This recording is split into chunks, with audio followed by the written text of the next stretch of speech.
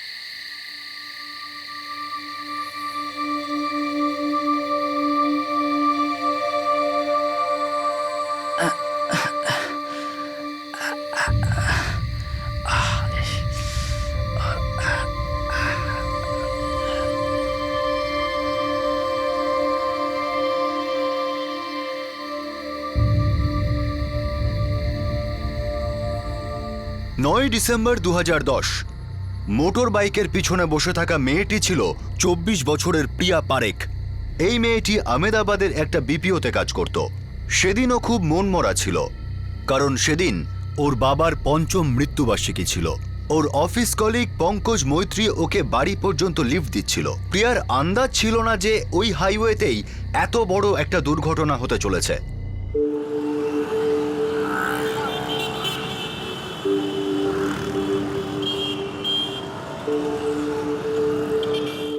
ওং শান্তি ওং শান্তি শান্তি ওং ওং শান্তি শান্তি শান্তি ওং শান্তি শান্তি শান্তি শান্তি ওং পিতা স্বর্গ পিতা ধর্ম পিতা হি পরমতপ পিতরি প্রীতিমা পণ্যে প্রিয়ন্তে সর্বদেবতা ওং নমো বাসুদেবায় নমো বাসুদেবায় নমঃ ওং বাসুদেবায় বাসুদেবায় নমঃ। এই নে মা। প্রিয়া, অন্তত আজ অফিসটা ছুটি নিতে পারতি। শ্রেয়াও কলেজে যাচ্ছে, তোদের বাবার বাৎসরিক আজ। একা একা আমার দম বন্ধ হয়ে আসে রে। ছুটি তো আমিও নিতে চেয়েছিলাম মা, কিন্তু সিনিয়র মোটেই রাজি হলেন না। সম্ভব হলে 1-8 ঘন্টা আগে না হয় চলে আসবো। ঠিক আছে মা, আমি আজকে আর কলেজ যাব না, সারাদিন তোমার সাথেই থাকবো।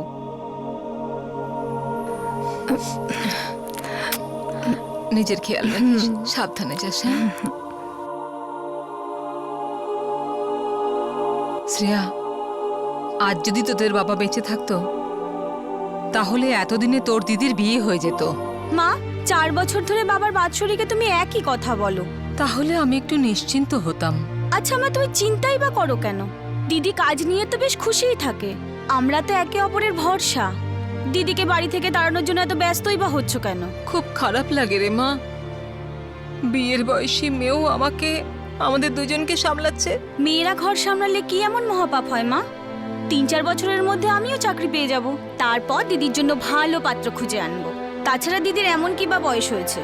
কিন্তু তোদের বাবা যদি আজ বেঁচে থাকতো। মা, বাবা আজও সবার মনে বেঁচে আছে। আর উনি হয়তো বলবেন, কেন ফিল্মি ডায়লগ মেরে বোর করছো?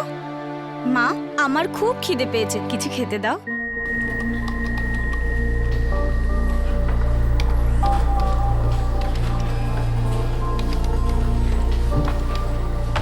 হ্যালো, সরি স্যার আপনাকে হোল্ডে রাখার জন্য। আপনি কি আপনার টেলিফোন নাম্বারটা একবার দিতে পারেন? 97 এক সেকেন্ড হ্যাঁ স্যার। ভেরিফিকেশনের জন্য কি আপনার ডেট অফ বার্থ জানতে পারি? ইয়া, ওকে।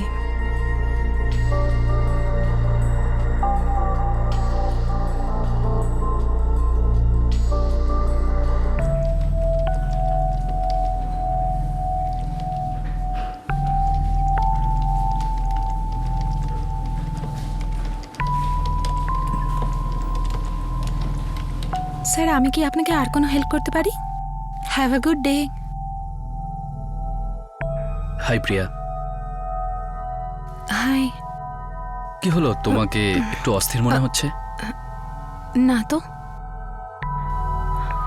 না, আমার জাস্ট মনে হলো। সব কিছু ঠিকই আছে। এনিওয়ে, বলার জন্য থ্যাঙ্কস। Take care.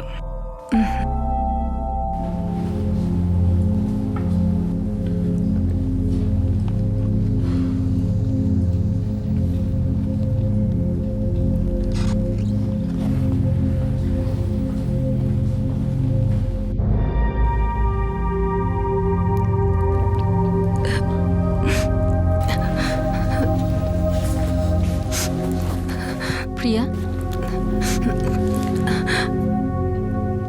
আজ তোর বাবার ডেথ অ্যানিভার্সারি না? ইয়ার আমি বুঝতে পারছি যে তোর কিরকম লাগছে।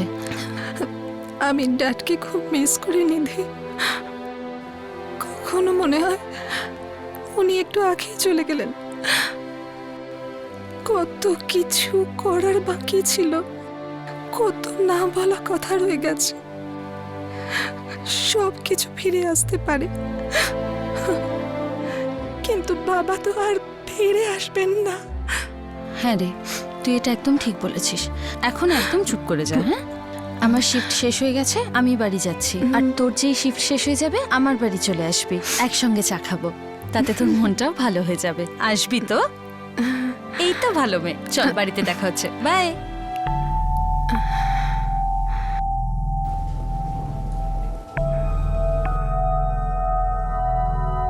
আসবি তো? এই তো ভালো মেয়ে। চল, বাড়িতে দেখা হচ্ছে। বাই।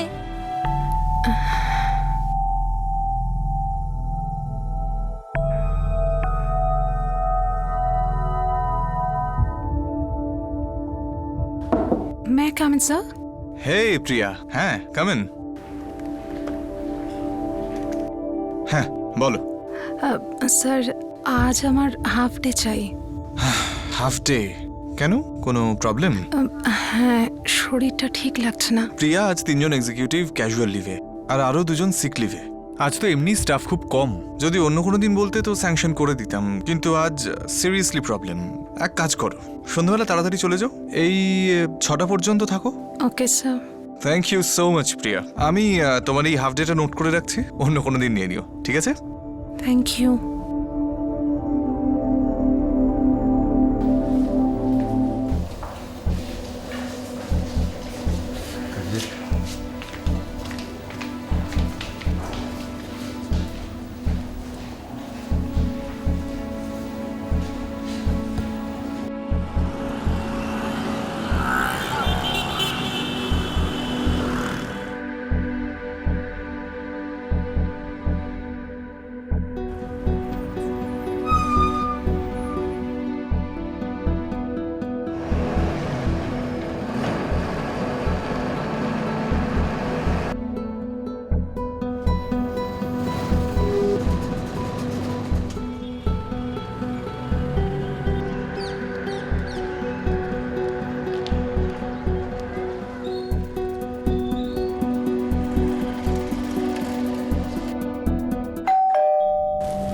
এসে গেছিস? আমি তোর জন্যই ওয়েট করছিলাম। আয়।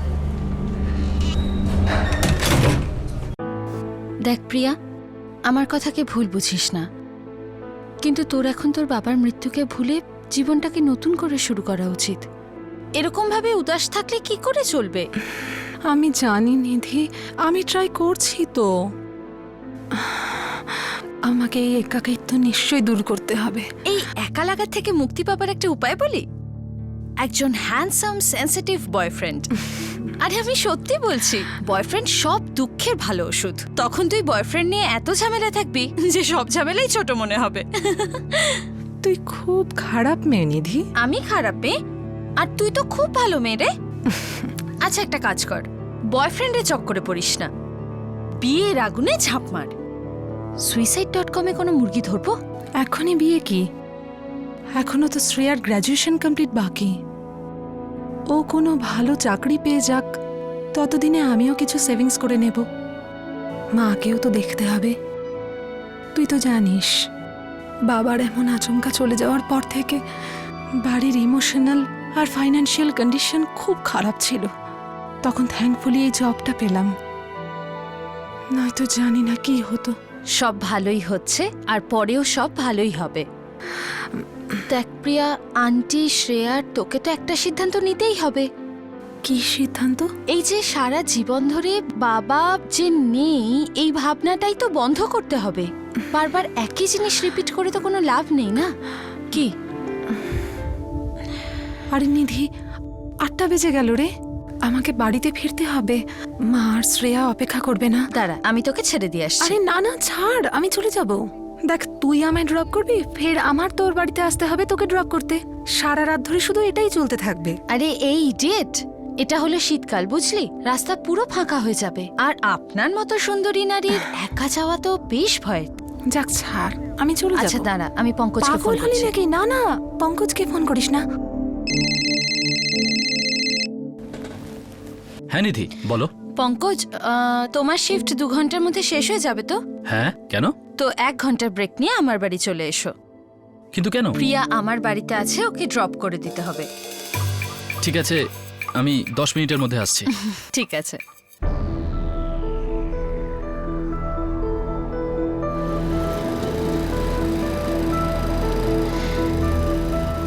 See you, thank bye. You. Bye.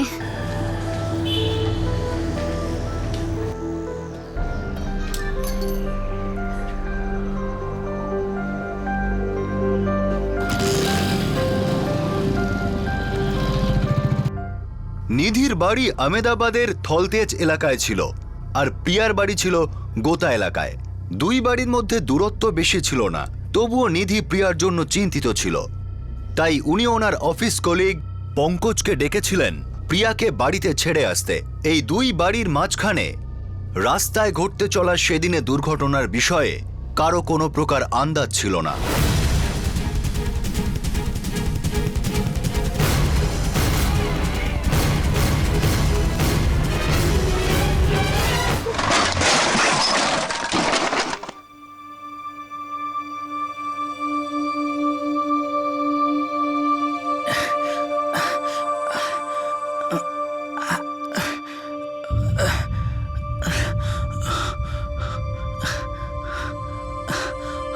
প্রিয়া, প্রিয়া, প্রিয়া, ওঠো প্রিয়া। ও গড, প্রিয়া।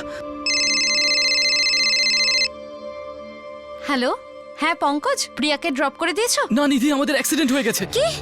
কি করে? প্রিয়া কেমন আছে? মনে হয় এ অজ্ঞান হয়ে গেছে। কোথায় আছো তোমরা? আমরা হাইওয়েতে আছি। তুমি ওখানেই থাকো পঙ্কজ, আমি কিছু একটা। আমাদের অ্যাক্সিডেন্ট হয়ে গেছে। কি? কি করে? প্রিয়া কেমন আছে? মনে হয় এ অজ্ঞান হয়ে গেছে। কোথায় আছো তোমরা? আমরা হাইওয়েতে আছি। তুমি ওখানেই থাকো পঙ্কজ, আমি কিছু একটা করছি।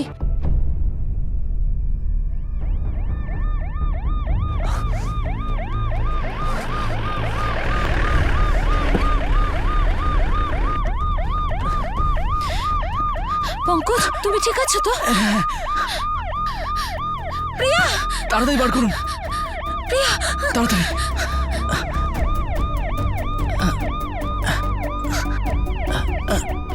সাবধানে।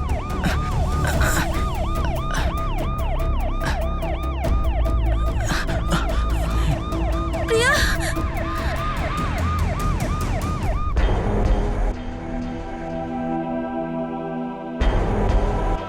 প্রিয়া, তাড়াতাড়ি করুন।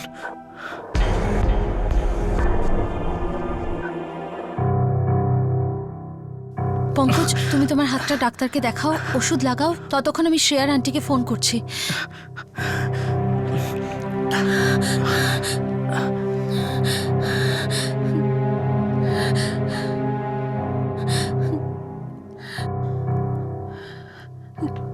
ডক্টর, প্রিয়া কেমন আছে? আই এম সরি, ওনাকে এখানে আনার আগেই ওনার মৃত্যু ঘটেছে। এটা একটা পুলিশ কেস আর আমাকে পুলিশকে ইনফর্ম করতে হবে।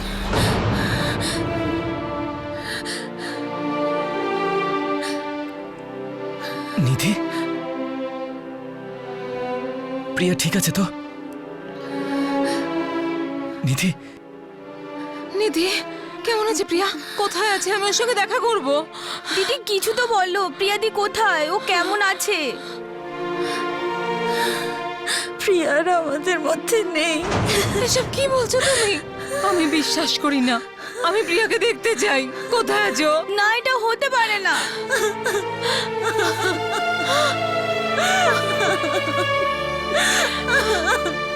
প্রিয়া! প্রিয়া।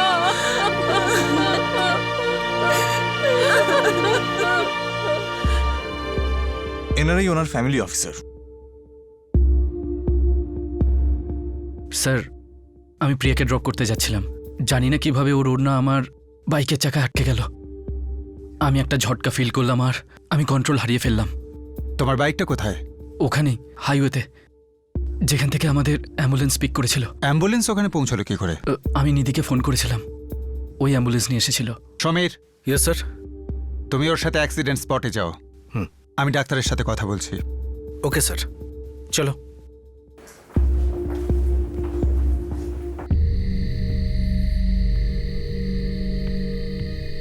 মেয়েটা পেছনের সিটে ছিল? হ্যাঁ, আমরা থালতেজ থেকে আসছিলাম। বাইকের স্পিড কত ছিল? 90। ট্রাফিক ছিল না, সেই জন্য। পুরো অ্যাক্সিডেন্ট সাইটের নকশা বানাও, আর এই বাইকটাকেও নিয়ে যাও চেকিংয়ের জন্য, আর ওড়নাটাও। মৃত্যু সাফোকেশনের জন্য হয়েছে। হ্যাঁ, ওই ছেলেটা বলছিল যে ওড়নাটা বাইকের পিছনের হুইলে ফেঁসে গিয়েছিল। গলায় দাগ তো আছে। আর কোনো ইনজুরিজ ডক্টর? হাতে আর পায়ে ইনজুরিজ রয়েছে। কি ধরনের ইনজুরিজ? আঁচড়ের দাগ। কোনো ফ্র্যাকচার? নো ফ্র্যাকচার্স। ডক্টর, এটা আপনার একটু অদ্ভুত লাগছে না? হ্যাঁ, আমার ব্যাপারটা আনইউজুয়াল লেগেছে, আর সেই জন্যই ফ্যামিলির সামনে বললাম না। বাইকটা উল্টে গেল, মেয়েটার ওড়না বাইকের পিছনের হুইলে জড়িয়ে গেল, যার ফলে মেয়েটার মৃত্যু হলো। কিন্তু ওর কোনো হাড় ভাঙলো না। ছেলেটার হাতেও একটা সাধারণ আঘাত আর পায়ে কিছু আঁচড়ের চিহ্ন শুধু, ব্যাস। আরও একটা আশ্চর্য ব্যাপার আছে অফিসার। সেটা কি ডক্টর? মেয়েটার হাতে এই যে দাগগুলো আছে, এটা কিন্তু বাইক থেকে পড়ার দাগ নয়, এগুলো নখের দাগ। আমার তো ব্যাপারটা বেশ গোলমেলে মনে হচ্ছে ডক্টর। আমারও তাই, কেননা লজিকটা তো সিম্পল। বাইকের হুইলে মেয়েটার ওড়না আটকে যদি যায়, তাহলে তো মেয়েটার ঘাড় ভেঙে যাওয়ার কথা, কিন্তু সেটা তো সম্পূর্ণ অক্ষত রয়েছে। স্যার, আজ প্রিয়ার বাবার ডেথ অ্যানিভার্সারি ছিল। ও খুব ডিস্টার্বড ছিল, তাই আমি ওকে আমার বাড়িতে চা খেতে বলেছিলাম। আপনি থালতেজে থাকেন তাই না? হ্যাঁ। আর প্রিয়া? গোতায়। আপনি আপনার কলিগ প্রিয়াকে আপনার বাড়ি থেকে ড্রপ করে দেওয়ার জন্য কখন ডেকেছিলেন? স্যার, 8টার সময়। ও আপনার বাড়ি থেকে কখন বের হয়? এই ধরুন 8:30টার সময়। ওর যে অ্যাক্সিডেন্ট হয়েছে সেটা বলার জন্য পঙ্কজ করার সময় ফোন করে? 10টা থেকে 10:30টার মধ্যে।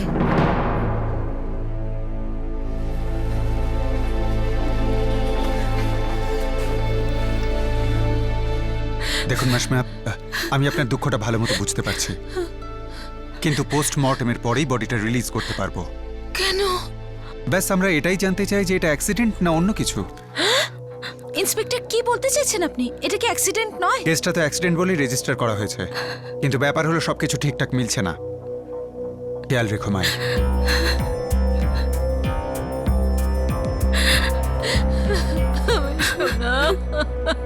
দেখুন স্যার, এটা আমারই ভুল ছিল যে আমি 90 স্পিডে যাচ্ছিলাম। প্রিয়ার অ্যাক্সিডেন্ট আমার জন্যই হয়েছিল স্যার, আর এটার জন্য আমি খুব দুঃখিত স্যার। পঙ্কজ, তোমার অবস্থাটা বুঝতে পারছি, কিন্তু ব্যাপার হলো এই কেসটা আমার একটু গোলমেলে মনে হচ্ছে। গোলমেলে মানে? একটু অদ্ভুত। নিধির বাড়িতে তুমি প্রিয়াকে আনতে 8:25-এ গেলে। হ্যাঁ, থ্যাংক ইউ, বাই। আর সেখান থেকে বেরোলে 8:30টার সময়। হ্যাঁ স্যার। আর তুমি নিধিকে প্রিয়ার অ্যাক্সিডেন্টের খবর দিলে 10:15টার সময়। না, নিধি, আমাদের অ্যাক্সিডেন্ট হয়ে গেছে। কি? কি করে? প্রিয়া কেমন আছে? স্যার, ঠিকঠাক টাইম আমার মনে ছিল না স্যার। এরকম হয় পঙ্কজ, এরকম হয়, কোনো কোনো সময় এরকম হয়, টাইম ফাইম মনে থাকে না, কিন্তু আমাদের কাজ হলো সঠিক টাইমটার খোঁজ নেওয়া। তাহলে তুমি নিধিকে 10:15টাতেই ফোনটা করেছিলে। স্যার, এর মধ্যে অদ্ভুতের কি দেখছেন স্যার? পঙ্কজ, নিধি থাকে থালতেজে আর প্রিয়া থাকতো গোতাতে। পায়ে হেঁটে যদি যাওয়া যায় তাহলে দুজনের বাড়ির দূরত্ব কম করে 35 মিনিটের, আর যদি বাইকে যাওয়া যায় 90-এর স্পিডে তাহলে খুব জোর 10 মিনিট। কিন্তু তোমার অ্যাক্সিডেন্ট হয় 1 ঘন্টা 35 মিনিট পরে। তোমার মনে হয় না এটা অদ্ভুত? দ্বিতীয় ব্যাপার, থালতেজ থেকে গোতা যাওয়ার সোজা রাস্তা হলো ভায়া সুভাষ চক, কিন্তু তুমি হাইওয়ে ধরলে কেন জানতে পারি? স্যার, ওই প্রিয়া বলেছিল হাইওয়ে দিয়ে যেতে। ও বলেছিল ওর কোনো বন্ধুর সঙ্গে দেখা করবে। পঙ্কজ, হাইওয়ে দিয়ে যাবো? হ্যাঁ, আমার এক বন্ধু ওখানে ওয়েট করছে, ওর সাথে দেখা করতে যাব। ইয়া, শিওর। কে ছিল সেই বন্ধু? জানি না, ও আমার সঙ্গে ওর ইন্টারভিউ করায়নি।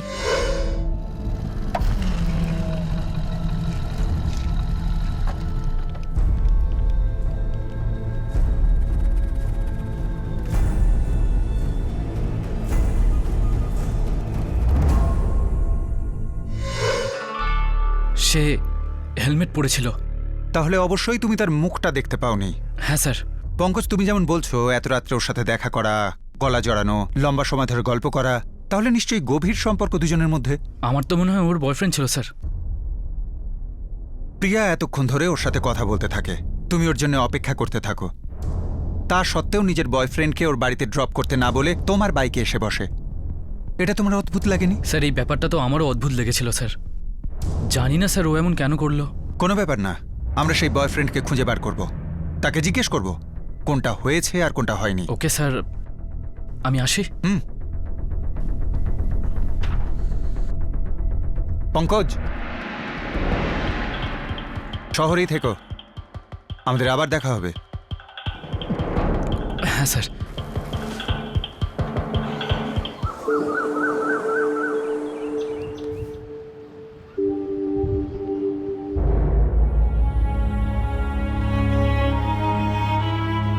আমি চাইনি স্যার আমার মেয়ে কাল অফিস যাক।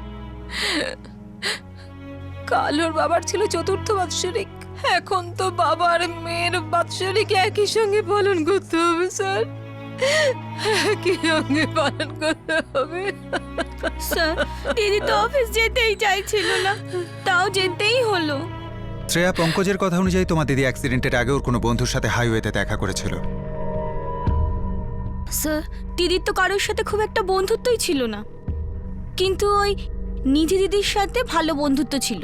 পঙ্কজের এটাও বক্তব্য হাইওয়েতে যে বন্ধুটা এসেছিল সে ওর বয়ফ্রেন্ড ছিল। কিন্তু আমার কথাটা বিশ্বাস হয় না স্যার।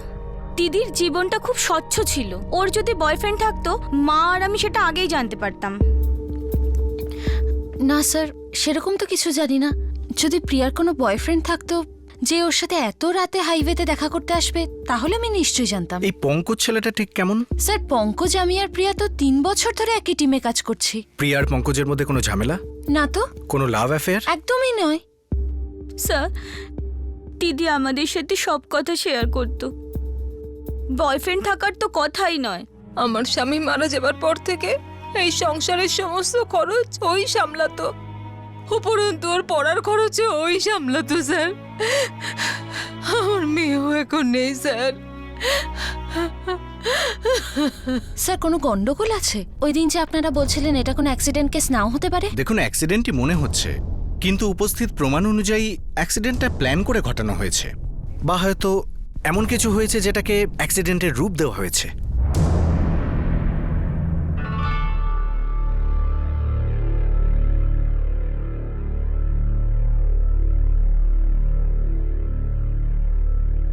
খুবই পরিশ্রমী মেয়ে ছিল, কখনোই নিজের কাজে কোনোভাবে ফাঁকি দিত না। সেটা আমরা জানি, আমরা শুধু প্রিয়ার পার্সোনাল লাইফের ব্যাপারটা জানতে চাই।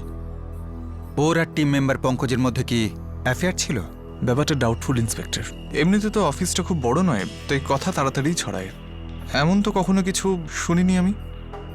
কিন্তু ব্যাপারটা কি অফিসার, আপনাদের কি মনে হচ্ছে যে এটা অ্যাক্সিডেন্ট নয়? এটা শুধুমাত্র একটা অ্যাক্সিডেন্ট ছিল না, বরং প্ল্যান্ড অ্যাক্সিডেন্ট ছিল। আপনারা কি তাহলে মার্ডার বলতে চাইছেন?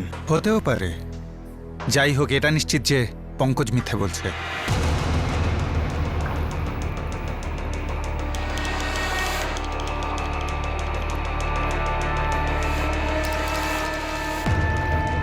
হ্যাঁ স্যার। আমাদের মনে হয় তোমার যে অ্যাক্সিডেন্ট হয়েছিল সেটা কোনো অ্যাক্সিডেন্টই ছিল না। আমি বুঝতে পারছি না আপনি কি বলার চেষ্টা করছেন, কিন্তু ওটা অ্যাক্সিডেন্টই ছিল, খুব বাজে অ্যাক্সিডেন্ট। আমি জানি যে তোমার আর প্রিয়ার মধ্যে কিছু ছিল, আর এটাও খুব ভালো করে জানি যে কোনো অ্যাক্সিডেন্টই হয়নি। স্যার আপনি চুপচাপ দাঁড়িয়ে থাক। যখন বলতে বলবো সত্যি বলবি।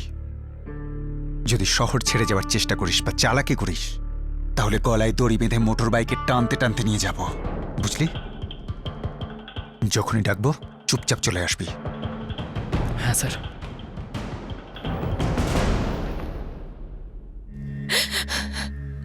আগে তোমাদের বাবা আমাদের ছেড়ে চলে গেল, তোর প্রিয়া দিদি, জানি না এরপর আমাদের কি হবে শ্রেয়া। মা, তুমি চিন্তা করো না, আমি সারা জীবন তোমার দেখাশোনা করবো। আমার সোনাটা, আমি ওকে অফিস যেতে না করেছিলাম,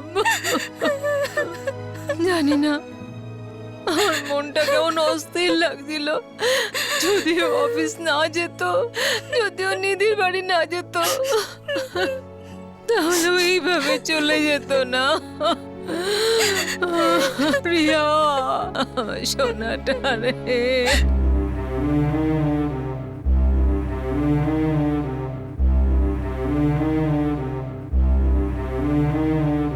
স্যার, এই নিধির কোনো ইনভলভমেন্ট আছে বলে মনে হয় না। ও সত্যিই জানে না প্রিয়ার পঙ্কজের মধ্যে কিছু ছিল কিনা। তাংভি, আমি জোর দিয়ে বলতে পারি যে পঙ্কজই প্রিয়াকে খুন করেছে, আর তারপর সেটা অ্যাক্সিডেন্ট বলে চালাচ্ছে।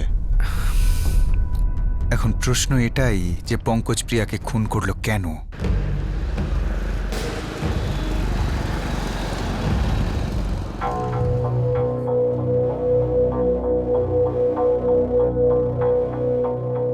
রাত 10টা নাগাদ এই হাইওয়েটা একেবারে নির্জন হয়ে যায়। আর এত ঠান্ডায় রাত 8:30টার পর ট্রাফিকও অনেক কমে যায়। তাংভি, আমার মনে হয় প্রিয়াকে হাইওয়েতে আনার আগেই মেরে ফেলা হয়েছিল। স্যার, 2 নম্বর পোস্টমর্টেম রিপোর্ট আসার আগে আমরা তো কোনো পদক্ষেপও নিতে পারবো না। প্রিয়ার ঘাড়ে গলা টিপে ধরার চিহ্ন ছিল, আর এই দাগটা ওড়নার ফলেই হয়েছিল। কিন্তু এই বিষয়টা সন্দেহের চোখেই দেখা হচ্ছিল যে প্রিয়ার গলায় অ্যাক্সিডেন্টে ফাঁস লেগেছিল নাকি জেনে শুনে টেপা হয়েছিল। প্রিয়ার শরীরের প্রমাণ বারবার ইঙ্গিত দিচ্ছিল যে এই মৃত্যুটি অ্যাক্সিডেন্টের ফলে হয়নি, বরং এটা একটা খুন ছিল। যখন দ্বিতীয় পোস্টমর্টেম রিপোর্টটা এলো, তখন পুলিশের সন্দেহ বিশ্বাসে পরিণত হলো। আমি দ্বিতীয়বার পুরো পোস্টমর্টেম করেছি। কি ফাইন্ডিং আছে ডক্টর? হসপিটালের আগের পোস্টমর্টেম অনুযায়ী প্রিয়ার মৃত্যু ডেড অন অ্যারাইভাল ঘোষিত করা হয়েছে। আই এম সরি, ওনাকে এখানে আনার আগেই ওনার মৃত্যু ঘটেছে। এই ধরুন 11:10 নাগাদ। কিন্তু বডি অ্যানালিসিস করার পর জানতে পেরেছি যে এনার মৃত্যু 9:30 থেকে 9:50-এর মধ্যে হয়েছে। পঙ্কজ নিধিকে অ্যাক্সিডেন্টের খবর দিতে 10:15টায় ফোন করে। তার মানে মৃত্যুর 25 মিনিট পরে। তার মানে আপনার সন্দেহ একদম ঠিক, হাইওয়েতে পৌঁছানোর আগেও মৃত্যু হয়েছিল। আরও একটা কথা ইন্সপেক্টর, প্রিয়ার মৃত্যুর কয়েক মিনিট আগে ওকে রেপও করা হয়েছিল। তাজা ক্ষত, সেমেন স্যাম্পলস আছে, 4 সেন্টারে রয়েছে। Oh my God!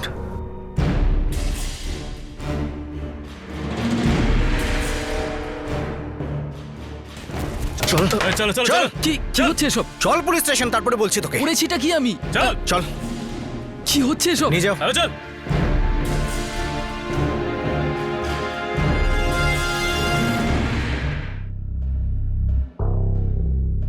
প্রিয়ার মৃত্যু ওড়না থেকেই হয়েছে, কিন্তু ওর ওড়না মোটরসাইকেলের হুইলে ফাঁসেনি। ওর ওড়নাটা ওর গলায় পেঁচানো হয়েছিল। গলায় ফাঁস দেওয়ার আগে ওকে ধর্ষণ করা হয়। দেখ, এখনো সময় আছে তোর কাছে, সব সত্যি বল, নহলে তোর গলায় হাত ঢুকে সত্যিটা বার করে আনবো। অ্যাক্সিডেন্ট হয়েছিল, এই ওড়না দিয়ে গলা টেপা, রেপ। আমি জানি না কি বলছেন আপনি। আমি তোকে একটা চান্স দিয়েছিলাম। তাঙ্গে, ইয়েস স্যার। লকআপে ঢোকা এটাকে, আর যেন একদম বোঝানো যায় আমরা একে টাচ করেছি। পুরো অ্যাক্সিডেন্ট কেস মনে হওয়া চাই। তারপর হাইওয়েতে কোনো একটা ভালো জায়গা দেখে ওর বডিটা ফেলে দিও। স্যার স্যার স্যার, না আর স্যার। হ্যাঁ, মেরে ফেলবার আগে ফর্মে ওর সাইনটা মনে করে নিয়ে নিও, যাতে সবার মনে হয় লকআপ থেকে বেরিয়ে ও হাইওয়েতে গেছে আর কোনো গাড়ি ওকে মেরে দিয়েছে। ইয়েস স্যার, নিয়ে চলো ওকে। স্যার কি করছেন আপনি? আমি চল। কিছু দাঁড়ান স্যার, আমি বলছি।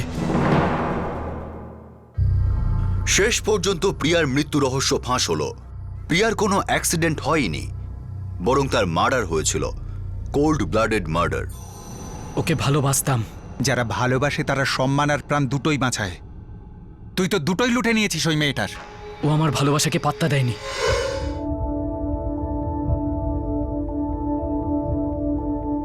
প্রিয়া, হাই প্রিয়া। হাই। আমরা কি 2 মিনিট কথা বলতে পারি? হ্যাঁ বলো না, কি ব্যাপার? প্রিয়া, আমরা কি একসঙ্গে কফি খেতে যেতে পারি কোথাও? না থ্যাঙ্কস, বাড়িতে ফিরতে হবে। প্রিয়া, আমরা গত 3 বছর ধরে প্রায় একসঙ্গে কাজ করছি। হ্যাঁ জানি পঙ্কজ। জানো, যখন ফার্স্ট টাইম দেখা হয়েছিল, তখন থেকে আমার মনে তোমার জন্য ফিলিংস আছে প্রিয়া। ফিলিংস? কেমন ফিলিংস? ভালোবাসার feelings, romantic feelings. I love you Priya, I love you. Sorry Pankaj, কিন্তু আমি তোমার বিষয়ে এভাবে ভাবিনি। আসল কথা, আমার মনে কোনো ছেলের প্রতি এমন কোনো ফিলিংস নেই। আমরা এক অফিসে কাজ করি, ভালো কলিগস আমরা, ব্যাস। এত তাড়াতাড়ি এরকম সিদ্ধান্তে এসো না, একটু সময় নাও। কোনো ফিলিংস তো হতেই পারে আমার জন্য। পঙ্কজ, আমি বুঝতে পারছি তোমার ফিলিংস এক্সপ্রেস করার ছিল, সেটা তুমি করলে, আর আমার উত্তরও পেয়ে গেলে, যেটা ভবিষ্যতে নাই থাকবে।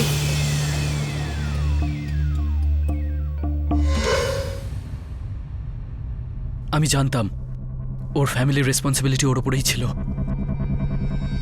ও ভালোবাসা কমিট করতে পারতো না, কিন্তু আমিও কি করতাম? আমি যতবার ওকে দেখতাম আমার ভালোবাসা বেড়েই যেত।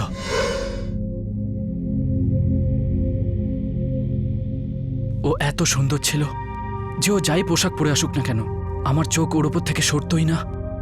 আমি কাজেও ফোকাস করতে পারছিলাম না। আমি সব সময় ওর খুব কাছে যাওয়ার চেষ্টা করেছিলাম, কিন্তু সেটা কখনো সম্ভবই হয়নি। আর তারপর সেই রাত যখন নিধি আমাকে ফোন করলো যে প্রিয়াকে ড্রপ করতে হবে, আমার তো মাথাই ঘুরে গেল। আমি এত খুশি সারা জীবনে হইনি।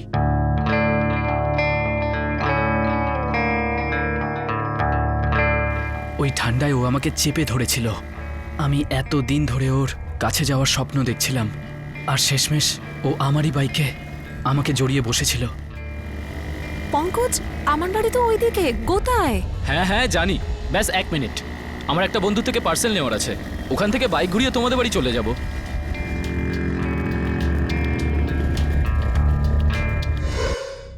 তাহলে পঙ্কজ মৈত্রী, তুই যে বলেছিলি ওর কোন বন্ধু হেলমেট পরে দাঁড়িয়ে ওর অপেক্ষা করছিল, ওটা মিথ্যে ছিল। আর তুই প্রিয়াকে যে বলেছিলি তোর বন্ধু অপেক্ষা করছে, সেটাও মিথ্যে ছিল।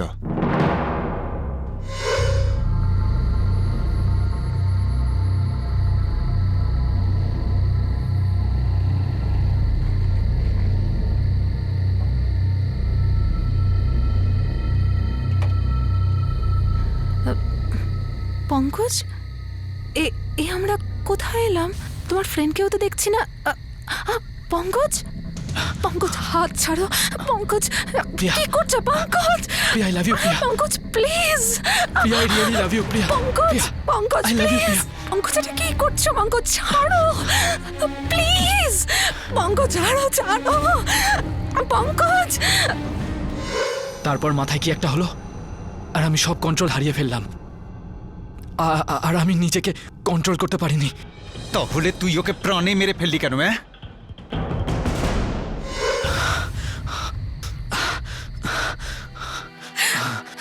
আই এম সরি প্রিয়া, আমি নিজেকে আটকাতে পারিনি প্রিয়া। আমি নিজেকে কন্ট্রোল করতে পারিনি প্রিয়া, আমি কন্ট্রোল করতে পারিনি প্রিয়া। কি করছো তুমি প্রিয়া? আই লাভ ইউ প্রিয়া। যদি তুমি ভাবো আমি চুপ থাকবো, তাহলে খুব ভুল করবে। আমি চুপ করে থাকবো না, আমি এক্ষুনি পুলিশ স্টেশন যাব। আমি তোমার জীবন বরবাদ করে দেবো, তোমাকে ফাঁসি কাটে ঝোলাবো। আমাদের বিয়ে হবে প্রিয়া, আমাদের বাচ্চা হবে, আমরা এটা কাউকে বলবো না প্রিয়া। আমার নাম নেবে না তোমার ওই নোংরা মুখে। তুমি নীচ, তুমি নোংরা, তুমি নপুংসক। এমন বলো না। তুমি নপুংসক। এমন বলো না প্রিয়া, নীচ এমন তুমি। বলো না। আমি এখনই পুলিশ স্টেশনে যাব, না, প্রিয়া। তোমাকে ফাঁসিতে চড়াবো। আমি তোমার জীবন প্রিয়া, বরবাদ I করে love you, দেবো। প্রিয়া। তুমি কোথাও যাচ্ছ না, কোথাও যাচ্ছ না, বুঝলে? তুমি তুমি তুমি কোথাও যাচ্ছ না প্রিয়া, তুমি কোথাও যাচ্ছ না।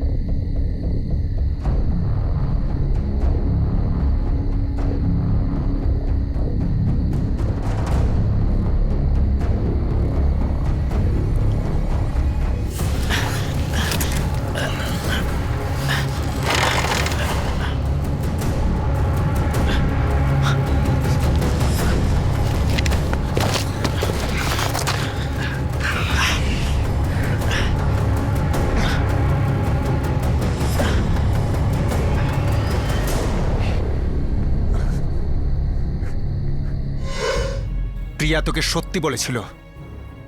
তুই একটা ভীতু, একটা নপুংসক। তুই এমন একটা মেয়েকে মেরে ফেলেছিস আর তার ইজ্জত লুটে নিয়েছিস যে তার পরিবারের সাহারা ছিল। ও সেই কর্তব্যগুলো পালন করছিল যেটা একটা ছেলে করে থাকে। আরে ওই ছিল আসল পুরুষ। তুই তো সত্যি একটা নপুংসক। আমরা আমাদের সব শক্তি প্রয়োগ করব তোর বিরুদ্ধে কেস বানানোর জন্য। তোকে ফাঁসিতে ঝুলতে দেখতে চাই। তোর এমন কঠিন আর চরম শাস্তি হোক যাতে পৃথিবীতে কেউ কোনো মেয়ের সাথে এরকম করার কথা ভাবতেও না পারে। নিয়ে যাও একে। চল।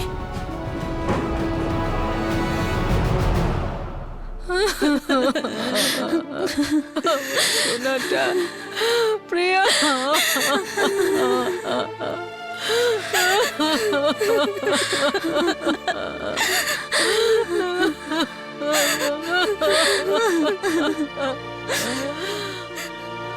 শুধু একজন বিকৃত মস্তিষ্কের মানুষই এটা মনে করতে পারে যে কোনো মহিলার শরীর অধিকার করতে পারলেই তার মনেও জায়গা পাওয়া যায়।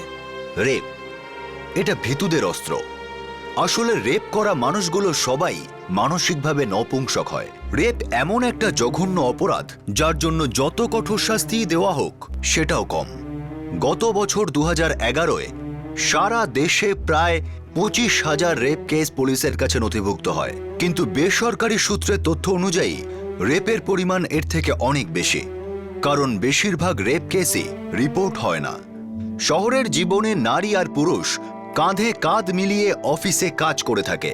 এমন অবস্থায় কোন পুরুষ কর্মচারীর মাথায় ঠিক কি ঘুরে বেড়াচ্ছে সেটার অনুমান করা সহজ নয়। কিন্তু প্রয়োজন হলো প্রত্যেক মহিলা কর্মীর সবসময় সতর্ক থাকা। প্রত্যেক দিন চলতে থাকা I am interested in you বা আই লাভ ইউ কে লাইটলি নেবেন না, কারণ এগুলো হলো ইঙ্গিত যা পরে গিয়ে বিপদ ডাকতে পারে। আমাদের সমাজে পুরুষদের পালন পোষণের সেন্সিটিভিটির প্রয়োজন আছে। তাদের শেখানো উচিত তারা যেন মহিলাদের সাথে সঠিক ব্যবহার করে। ভালোবাসায় রিজেকশন সহ্য করার ক্ষমতা ডেভেলপই হয় না। এর ফলে বেশিরভাগ সময় কামনাকে ভালোবাসা মনে করা হয় আর বিকৃতিটাকে পুরুষত্ব। আমরা যদি রেপের বিরুদ্ধে লড়তে চাই তাহলে শুরু করতে হবে নিজেদের বাড়ি থেকে। নিজেদের ছেলেদের যথার্থ সামাজিক শিক্ষা দিতে হবে আর মেয়েদের সাহসী বানাবার চেষ্টা করতে হবে। ততক্ষণ নিজের খেয়াল রাখবেন, সুরক্ষিত থাকবেন। জয় হিন্দ।